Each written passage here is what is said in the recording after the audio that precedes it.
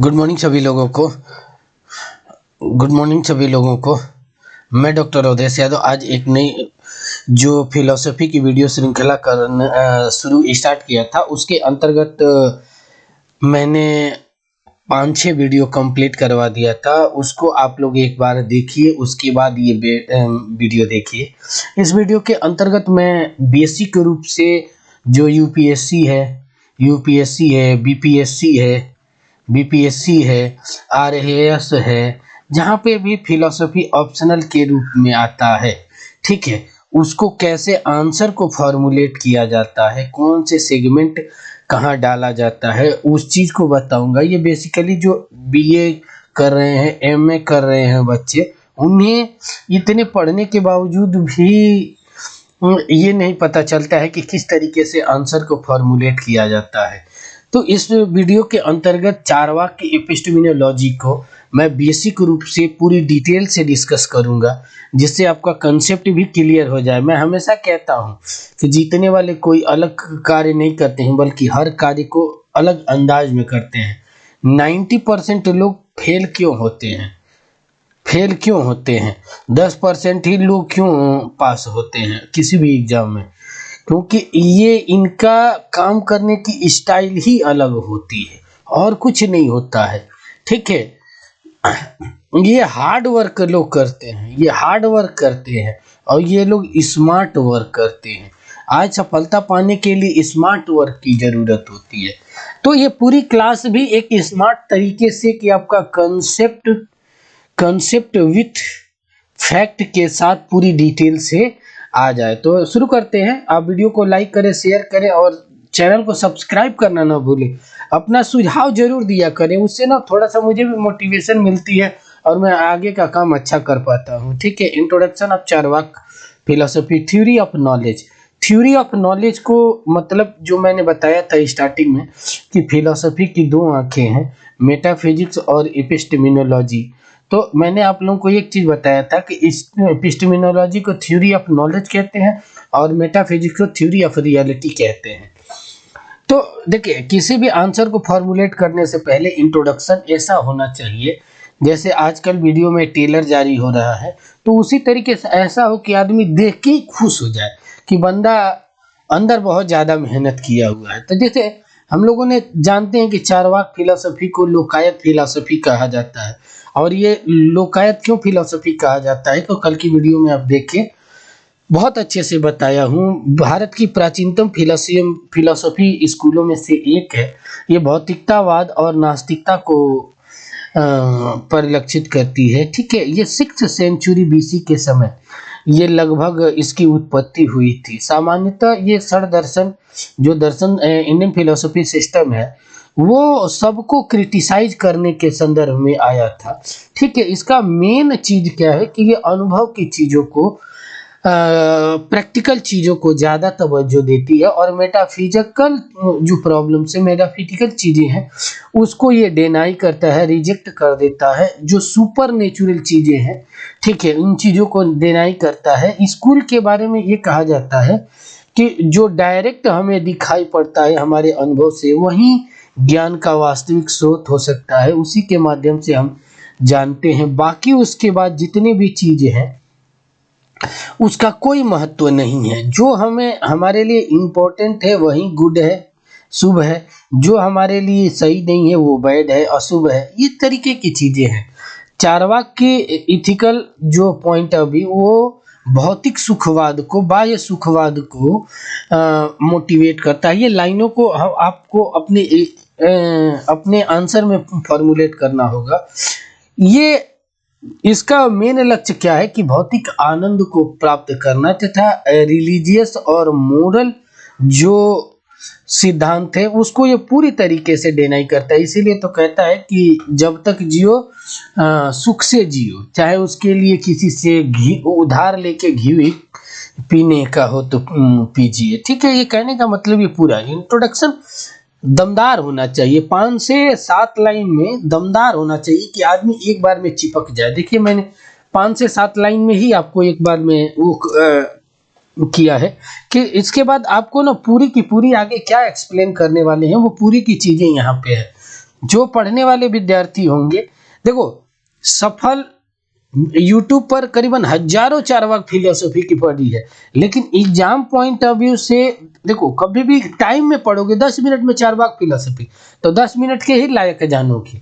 Detail से एक बार detail पढ़ो, उसके बाद मत पढ़ो, ठीक है। लेकिन एक बार सही से मेहनत करो। मुझे लोग कहते हैं कि सफल होने के लिए क्या चाहिए, तो मैं एक ही चीज कहता हूँ कि सफलता का एक ही मूल मंत्र है, ज्यादा से ज्यादा स्मार्ट तरीके से मेहनत करना। स्मार्ट तरीके से मेहनत करोगे तभी सफलता मिलेगी, और शॉर्टकट तो एकदम नहीं है। लोग सोचते हैं ना कि 2 वीडियो देख लें पूरा 4 वाक फिलोसफी, नहीं आएगा यार, एक बार पढ़ तो लो। अब देखो importance of theory of knowledge in Charvaka philosophy, क्या क्या इंपॉर्टेंट है।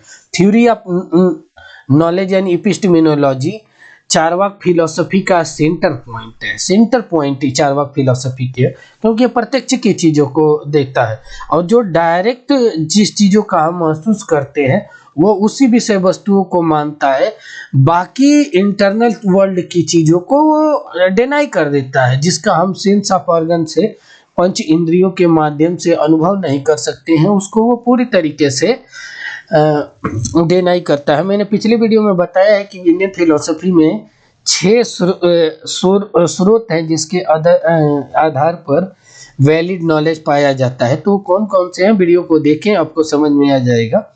एक सिस्टमेटिक देखेंगे तो सारी चीजें आएगी। तो ये डायरेक्ट प्रत्यक्ष प्रमाण परसेप्शन को मानता है कि वही वैलिड सोर्स है, यही इसी को प्रमाण कहते हैं, ठीक है। जो वैलिड सोर्स होता है उसको प्रमाण कहते हैं, और जो इनवैलिड सोर्स होता है उसे फिलोसॉफिकल वर्ड में अप्रमाण कहते हैं। ये इंग्लिश और हिंदी दोनों में जान लीजिएगा, ठीक है। तो वैलिड सोर्स के रूप में ये प्रत्यक्ष को लेता है, बाकी इन्फ्रेंस, टेस्टिमोनी, कंपैरिजन, ये सारे लोगों को ये रिजेक्ट करता है। चारवाक पूरी तरीके से भौतिक दुनिया की विषय वस्तुओं को मॉडिफाई करता है, एक्सप्लेन करता है, और मेटाफिजिकल और सुपर नेचुरल जैसी विषय वस्तुओं को रिजेक्ट करता है। इसकी जो थ्योरी ऑफ नॉलेज है वो पूरी तरीके से इसके इथिक्स में भी दिखाई पड़ती है कि यह रिलीजियस चीज़ों को, नैतिक चीज़ों जो शुभ अशुभ है, पुरुषार्थ की चीज़ों को जिसमें धर्म अर्थ काम एंड मोक्ष माना गया है, तो ये धर्म और मोक्ष को पूरी तरीके से डिनाई कर देता है।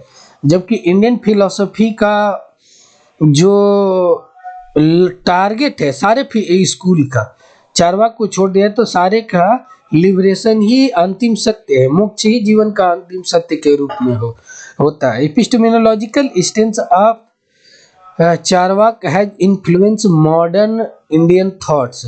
आज के समय में जो विचारधाराएं मिल रही है वेस्टर्न फिलोसफी में भी बहुत जगहों पर मिलती है, जहां अनुभववाद की चीजें दिखाई पड़ती है, ठीक है। सेकुलरिज्म की चीजों को आज जिस तरीके से दुनिया जी रही है ना, ये कहीं ना कहीं चारवाक फिलोसफी का ही प्रभाव है कि लोग हर चीजों को भूलते जा रहे हैं, उसके हिसाब से जी रहे हैं। अब थोड़ा सा historical context development of Charvaka philosophy को थोड़ा सा देखेंगे। Origin and early development of, तो emergence of the Charvaka philosophy 6th century में ऑलरेडी पहले की स्कूलों में बता चुका हूँ। ये हेटेरोडॉक्स फिलोसॉफिकल स्कूल में आता है।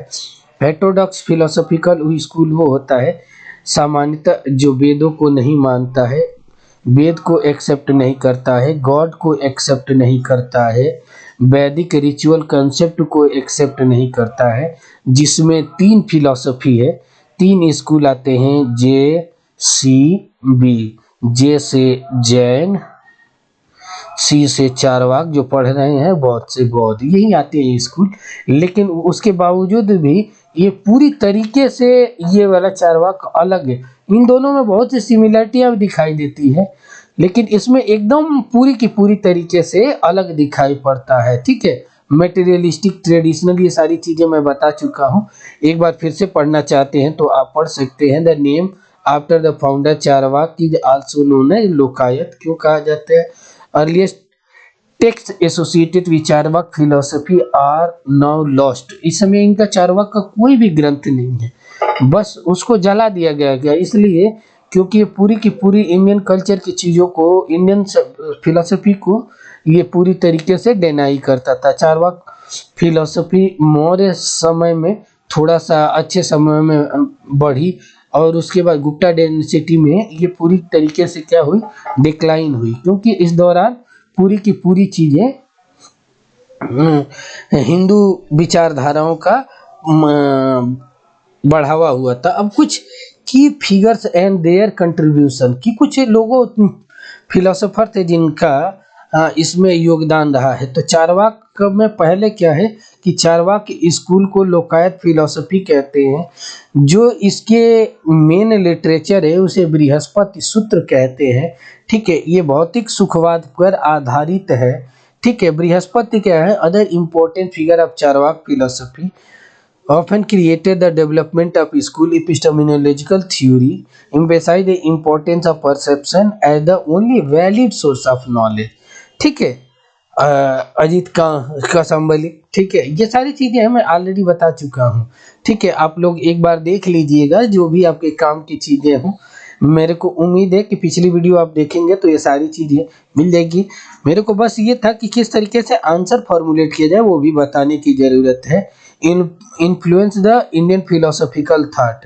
Charvaka philosophy challenge dominant religious and metaphysical belief of this time। आज के समय की जो चीजें देख रहे हैं वही चीजें दिखाई दे। इनकरेज क्रिटिकल थिंकिंग, ये हमेशा चारवाक के सभी लिटरेचर इसलिए जला दिए गए क्योंकि इंडियन फिलोसफी में जितने भी कंसेप्ट थे वो पूरी के पूरी खंडन करता है। वेद को आदि ग्रंथ माना जाता है हमारे धर्म में। ये कहता था कि वेद जैसी कोई चीजें नहीं होती है, तो केवल एक वर्ग विशेष के द्वारा बनाई गई जीने खाने का प्रोपोगेंडा है, जो कि ये चीजें नहीं है। ठीक है, critical the epistemological foundation and other Indian philosophical system. ठीक है, सबका ये वो करता है। Influence the development of secular and rationalist thought in India. एक बार ना धर्मनिरपेक्ष होकर सारी चीजों को जो वेस्टर्न में दिखाई पड़ता है, वेस्टर्न में भौतिकवाद, मटेरियलिज्म, ठीक है, एम्पिरिसिज्म की जो कंसेप्ट दिखाई पड़ता है अनुभववाद की, उस तरीके से यहाँ पर चीजें केवल इंडियन फिलोसफी में यही एक स्कूल है इंडियन फिलोसफी में जो भौतिकतावाद, अनुभववाद की चीजों को ज्यादा तवज्जो देता है, इम्पोर्टेंस देता है। आज के समय में सबसे अधिक लोग इसी भी फिलोसफी को लेके चलते हैं। मैं हमेशा कहता हूँ कि फिलोसफी कुछ नहीं है, आपके जीवन जीने की तरीका है। और आज समय philosophy is the way of life, way of life. Philosophy is the analytical process of thoughts. ठीक है, इन चीजों को एनालिसिस करने का जो कंसेप्ट देता है वो ये देता है। ठीक है, तो आप ये चीजों को देखिएगा। मैंने आपको बताया कि प्रमाण क्या होता है, तो पिछली वीडियो में आप जाके देख सकते हैं कि प्रमाण क्या होता है। ये सारी चीजें मैं बता चुका हूँ। इस चीजों को आपको ना विधिवत लिखना है। डिफिनीशन एंड क्लासिफिकेशन प्रमाणा। ठीक है, प्रमाणा Sanskrit term source of knowledge, ये चीजें हमेशा जानना चाहिए। ठीक है, मीन्स वैलिड पहचान के रूप में होता है कि किस तरीके से है। Central concept of Indian epistemology deals with question how knowledge is acquired and justified. ठीक है, डिफरेंट इंडियन फिलोसॉफिकल इसको recognise various numbering of types of pramana. ठीक है, जिसमें से 6 प्रमाणा है जो मैं ऑलरेडी बता चुका हूँ। पहला क्या है, परसेप्शन, जिसे प्रत्यक्ष कहते हैं, डायरेक्ट सेंस ऑफ अनुभव से प्राप्त होता है। Inference, reasoning based, observation based, ये सारी चीजें होता है। जनरलाइजेशन के द्वारा प्राप्त होता है। थर्ड इज शब्द प्रमाण, यानी किसी महात्मा, मुनि या लिटरेचर में लिखे गए शब्दों को प्रमाण मानना। कंपैरिजन, नॉलेज डिराइव द दो वस्तुओं के बीच सिमिलरिटी के आधार पर जो प्राप्त होता है। एग्जाम्पल की तौर पर मैंने बताया था कि आप नील गाय को देखते हैं, जैसे इधर अपने आसपास में गाय को देखते हैं, काऊ को देखते हैं, और जंगल में जाके एक गाय की आकार का जानवर को देखते हैं जिसे नील गाय कहते हैं, तो वहाँ पे तुलना करते हैं इसकी इससे, तो पाते हैं इस प्रकार के नॉलेज को नील कंपैरिजन कहते हैं। ठीक है, परसेप्शन को चारवाक फिलोसफी में केवल और केवल एक ही प्रमाण मानता है। एक ट्रिक मैं बता देता हूँ, ठीक है, कि कौन से स्कूल किस किस प्रमाण को मानता है। ठीक है, जैसे CUT और UGC नेट JRF के लिए बहुत काम आएगा, और फ्लो चार्ट बना के लिख देती हैं तो यहाँ भी बहुत अच्छे से काम आएगा। जैसे मान लीजिए कि यहाँ पर जैसे चारवाक हो गया, तो चारवाक केवल एक मानता है P, ठीक है। उसके बाद दो प्रमाण आपको समझ में आ गया था ना, 2, ये 1 हो गया, ये 2 में हो गया B भी। बौद्ध वैशेषिक को 2 प्रमाण मानता है, याद रखिएगा, ट्रिक से याद रखिए। बौद्ध वैशेषिक 2 प्रमाण को मानता है। तीन कौन कौन कौन से मानता है, तो इसको याद करने का एक सबसे अच्छा ट्रिक है जय श्री राम। जय श्री राम, इस समय जय श्री राम। जे से जैन, सी से सांख, य से योग, र से Ramanuj.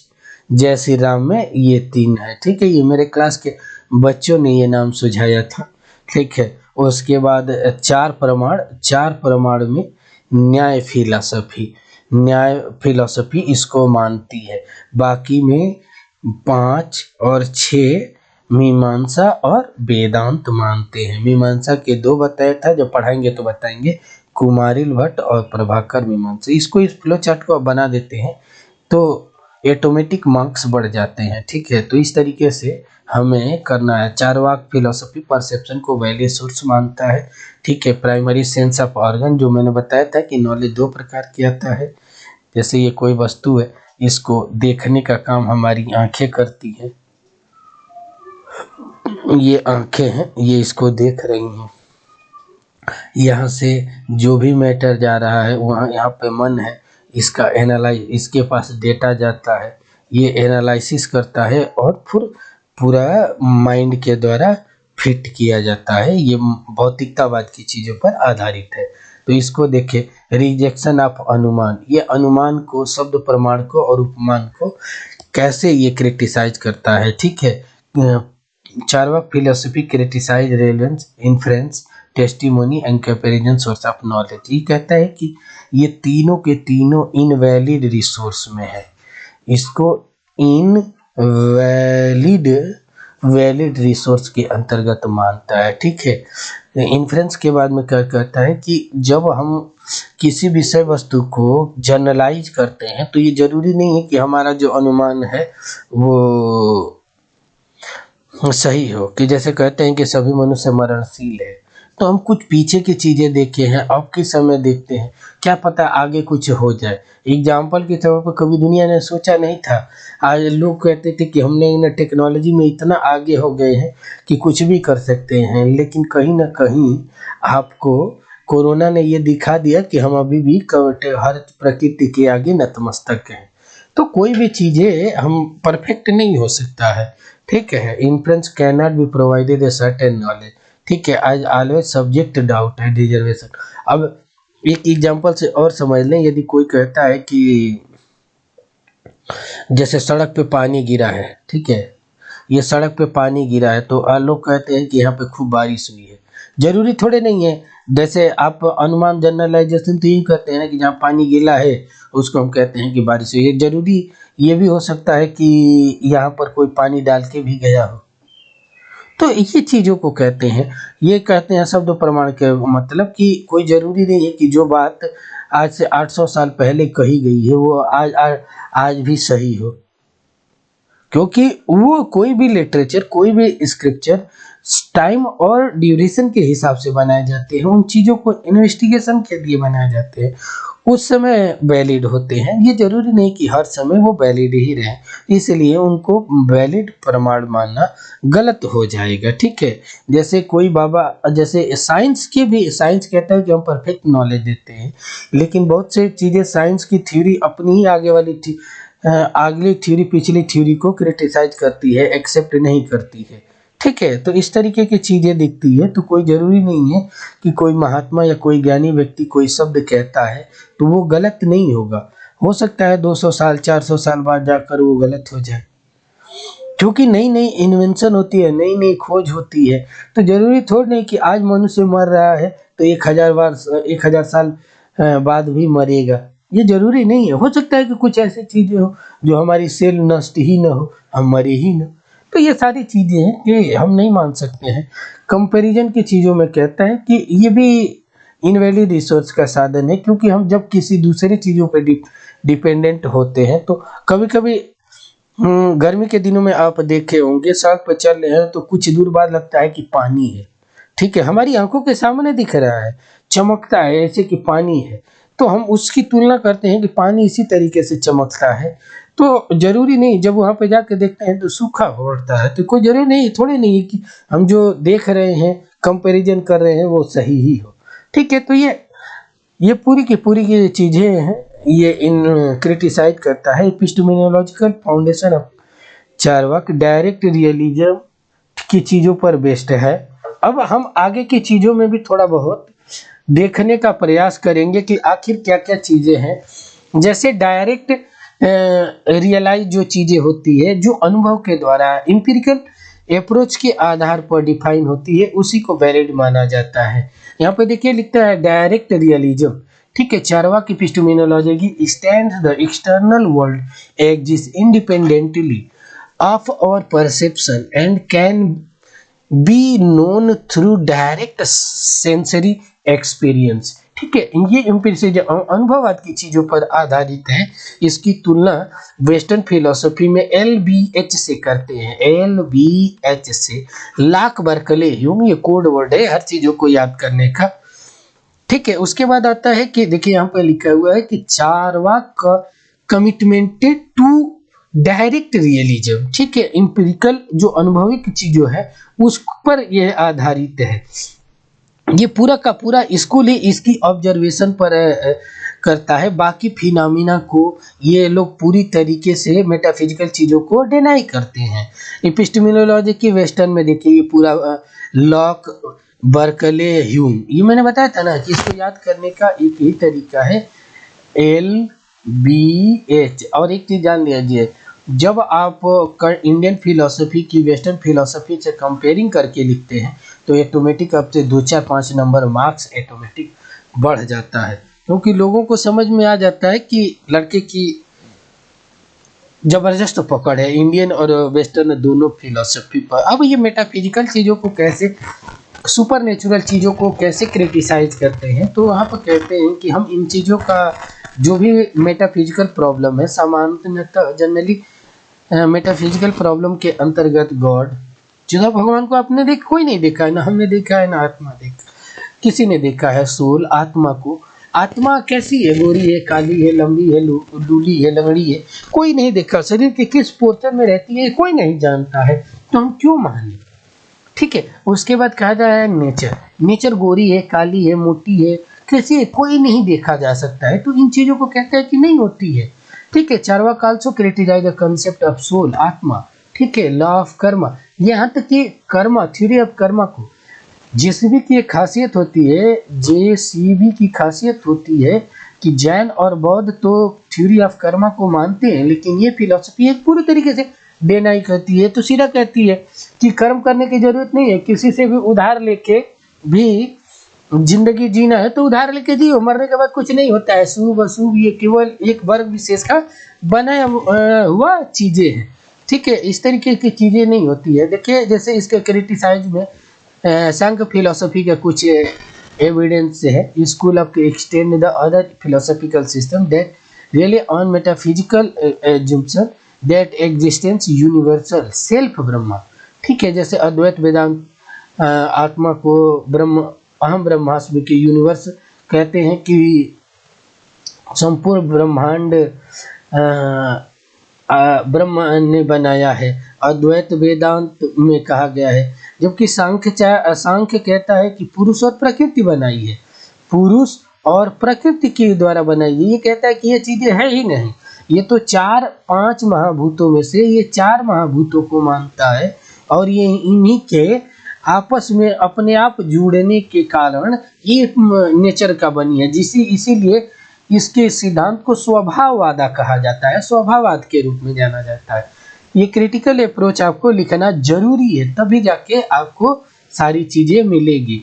Religion, sensory experience and materialism, जो हम इंद्रियों के अनुभव से पाते हैं, भौतिकतावाद की चीजें, उसकी क्या रेलिवेंस की चीजें हैं, ठीक है। बहुत बार जो चीज़ें हम देखते हैं वो जरूरी नहीं है, ठीक है। The school perception pratyaksha is the only valid means pramana, reject other source of influence, ये सारी चीज़ें हो गई, ठीक है। ये जरूरी नहीं है, कभी कभी जब हमारी आंखों में दोष रहता है, जैसे मान लीजिए कि हमें पीलिया रोग हुआ है, तो हमें हर वस्तु पीला दिखाई पड़ती है, हमारी आंखें खराब है, तो जरूरी थोड़ी नहीं कि जो हमारी आंखों से के सामने जो सही चीजें दिखाई दे रही है वो सही ही होगी।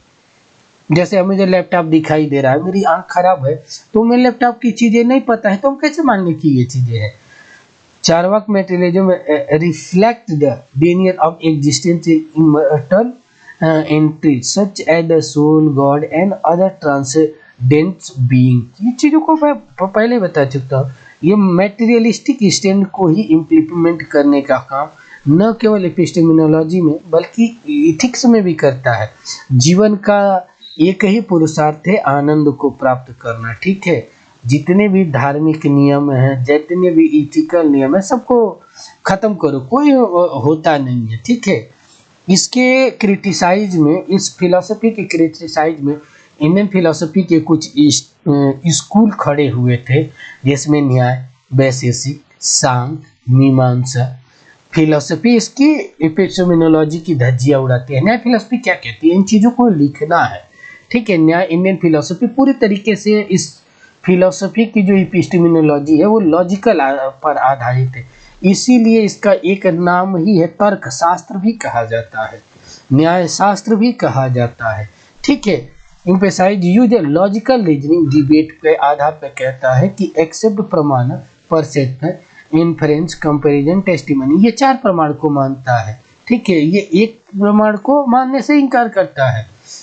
चार्वाक क्रिटिसाइज न्याय मल्टीपल प्रमाण एंड क्वेश्चन है वैलिड नॉन पर्सन, इसके भी खंडन करता है, ठीक है। उसके बाद वैशेषिक का भी ये लोग खंडन करते हैं, क्योंकि बौद्ध वैशेषिक ये 2 प्रमाण को मानता है। यहाँ पर देखिए, Vaisheshika metaphysical claim acceptance non perceptual source of knowledge, क्योंकि ये मेटाफिजिकल चीज़ों को हम प्रत्यक्ष देख के नहीं मान सकते हैं। इसी संदर्भ में सांख्य भी कहता है कि संपूर्ण सृष्टि 2 तत्वों से बना है, पुरुषा और प्रकृति, ठीक है। पुरुषा क्या है, ये मैटर कॉन्शसनेस है, ठीक है, और प्रकृति क्या है, मैटर। जब मैटर और कॉन्शसनेस मिलते हैं, ठीक है, तो वहाँ पर पूरी की पूरी पृथ्वी का निर्माण होता है। तीन वैलिड रिसोर्स कौन कौन मानता है, तो इसको याद करने का एक मैट्रिक बताया था, जय श्री राम, ठीक है। जय मने जय, य मने योग, स मने सांख्य, राम मने रामानुज, ये तीनों चारों स्कूल मानते हैं। तो किस तरीके से इसका खंडन करता है, ये भी चीजें हैं, हम आगे देखेंगे। मीमांसा फिलॉसफी गजब की है, पूरी बात थ्योरी ऑफ कर्मा के आधार पर आधारित है, और Charvaka philosophy theory of Karma को मानता ही नहीं, इसीलिए धज्जियां उड़ा देता है। यहाँ भी 6 प्रमाण को मीमांसा फिलॉसफी मानती है, perception, inference, comparison, testimony, postulation, non perception, ठीक है। Charvaka dispute Mimamsa relevance and Veda accept, देखो मीमांसा वेद को भी एक्सेप्ट करता है, लेकिन ये इसको भी नहीं करता है, ठीक है। ये क्या कहता है, आर्गुमेंट देखिए, perception is only valid of source Indian philosophical system their relevance, और ये चीज़ें होती ही नहीं है, ठीक है। तो ये डायरेक्ट की चीज़ें हैं जिसको मैं आपको लिख दिया और समझा दिया हूँ, तो इसको देखिए। तो यहाँ पर हमने पूरी की पूरी चीज़ें देखा कि किस तरीके से ये चार्वाक फिलोसफी की एपिस्टेमिनोलॉजी है और किस तरीके से इसका खंडन करता है उस चीज़ों को।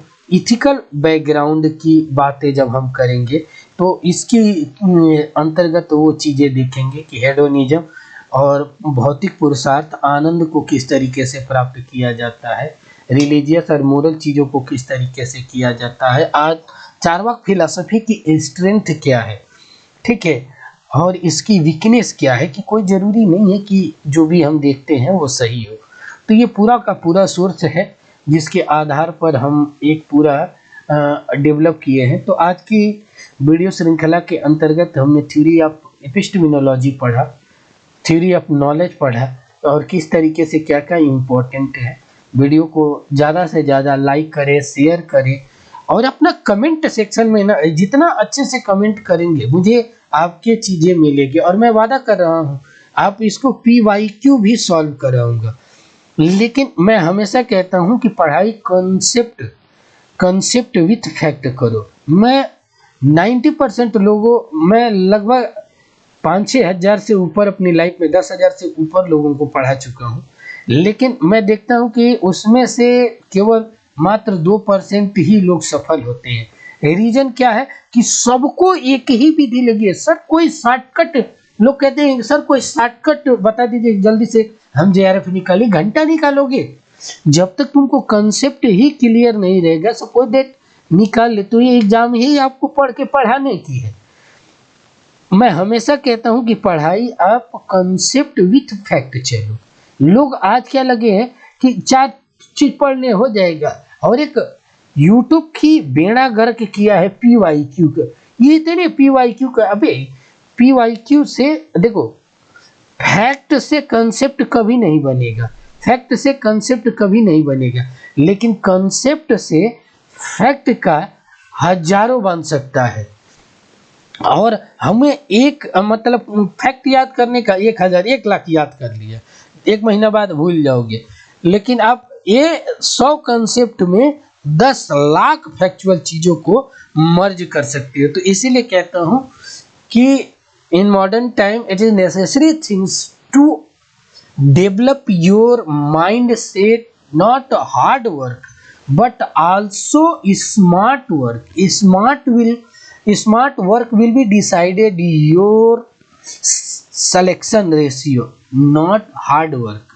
एक हार्ड मतलब वर्क एक IAS ऑफिसर भी करते हैं, ठीक है, और एक रिक्शा चालक करता है तो रिक्शा चालक को हार्ड वर्क कहते हैं, एक जबकि एक IAS ऑफिसर करता है उसको स्मार्ट वर्क कहते हैं। तो हम बुद्धिजीवी वर्ग बनने जा रहे हैं तो हमें स्मार्ट वर्क करने की जरूरत है। लोग 5 बार 6 बार देते हैं, JRF नहीं हो रहा है, क्यों? उसके पीछे रीजन है कि वो लोगों को शॉर्टकट बनाते हैं और 5 बार में निकला, 6 बार में, धीरे धीरे वो लास्ट में आते हैं वहीं पे लाइन लेंथ पे। तो एक ही बार 5 बार फ्रस्ट्रेशन निकालने से अच्छा कि एक ही बार कंसंट्रेट होकर दबा के मेहनत कर लो। स्टार्टिंग में मैंने एक पूरा फॉर्मेट बताया था, उस पर काम कीजिए, सिलेक्शन मिलेगी।